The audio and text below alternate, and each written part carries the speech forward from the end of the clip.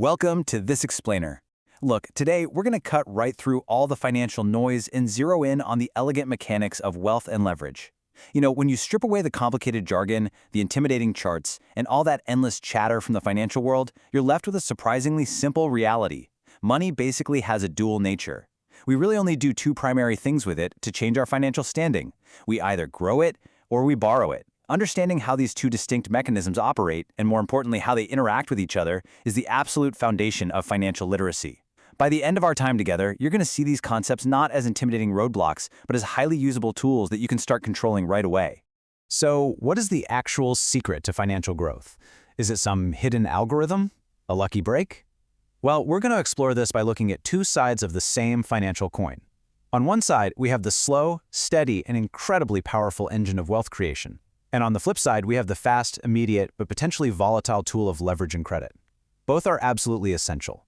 Both require discipline, and both are entirely within your ability to master.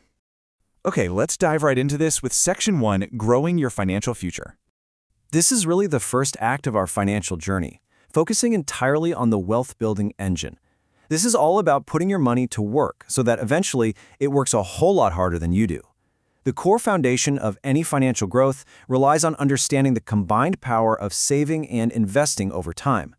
Think of saving as your defense. It's the act of preserving capital, creating a buffer between you and the curveballs life will inevitably throw at you. But here's the catch. Saving alone won't build you a robust financial future. Why? Because historically, inflation acts like an invisible tax, silently eating away about 2 to 3% of your purchasing power every single year.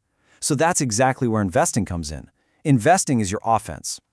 It's the active process of deploying that saved capital into assets that can actually outpace inflation and grow over the long haul. To achieve true, long-lasting financial growth, you literally can't rely on just one.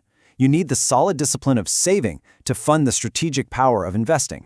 Now take a look at the contrast between these two primary vehicles. On the left, savings accounts. They offer low risk, but as a result, a very low return. Your money is safe, it's insured, it's easily accessible, but it's growing at a snail's pace. Then on the right, investment options. These step into higher risk territory, but they bring the mathematical potential for significantly higher returns. This is where your money actually compounds and beats the cost of living. And the best part, you don't have to choose just one side.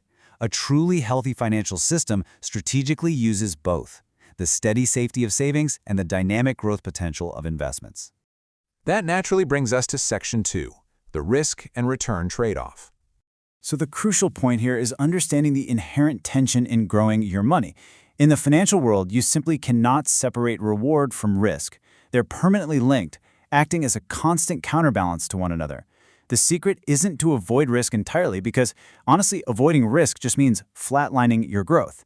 It's really about pricing that risk accurately based on your timeline. If you're aiming for higher returns to rapidly grow your wealth, you absolutely have to be willing to stomach more uncertainty and volatility. It's all about understanding it, measuring it, and managing it according to your personal timeline and comfort level. And this brilliantly illustrates how we manage that risk.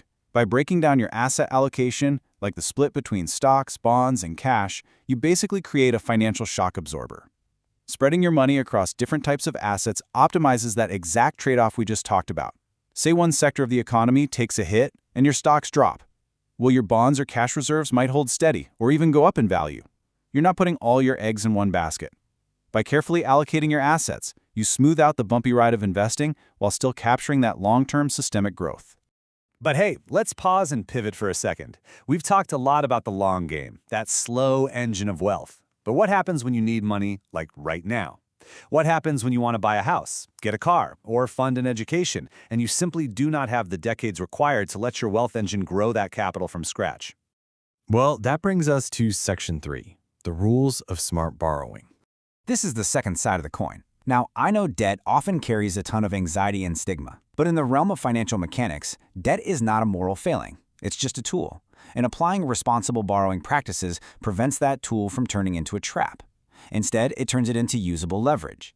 When you borrow responsibly, you're essentially just renting capital to achieve a goal today that will, hopefully, put you in a much better position tomorrow. Active debt management means you aren't just blindly making minimum payments. It means you actually understand your interest rates, you prioritize high-cost debt, and you have a clear, definitive timeline for paying that borrowed capital back. It's all about staying in the driver's seat. To actually manage that debt, you need to know exactly what kind you're dealing with. Generally, you're juggling two types of credit: revolving and installment. Revolving credit, think credit cards, gives you a maximum limit that you can borrow against repeatedly as long as you pay it back. It fluctuates. Installment loans, on the other hand, like a mortgage or an auto loan, give you a lump sum upfront that you pay back in fixed, scheduled payments over a set period of time. And here's the thing.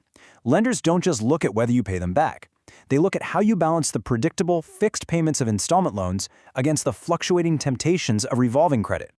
Which leads us perfectly into Section 4, cracking the credit code. If borrowing is a tool, then your credit is the key to accessing that tool at the absolute best possible price. 750. In the world of credit scores, this number is your target. You can think of it as your adult financial GPA. It's a 3-digit number that tells a bank or a lender exactly how risky it is to lend you money. A score of 750 or above generally unlocks the lowest interest rates, the best loan terms, and the most favorable financial products on the market. Earning and protecting a score in this tier will literally save you tens of thousands of dollars over the course of your lifetime in saved interest alone. It is a huge deal. But building this GPA isn't magic. It's completely mechanical. First off, payment history is king. You have to pay on time every single time, no exceptions. Second, mind your utilization. You only want to use a small fraction of the revolving credit available to you, ideally keeping those balances well under 30%.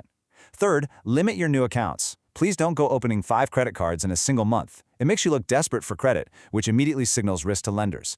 If you just stick to these 3 actionable steps, your financial GPA will steadily, reliably climb.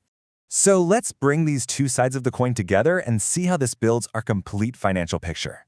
On one side, we have the engine, saving and investing. On the other side, we have the leverage, borrowing and credit, and they are intimately connected. When you manage your credit impeccably, you lower your borrowing costs. When you pay less interest on your debt, you free up more of your daily cash flow. And what do you do with that freed up cash flow? You feed it right back into your engine. You save it, you invest it, and you accelerate your long-term wealth. Ultimately, mastering your leverage is what fuels your growth.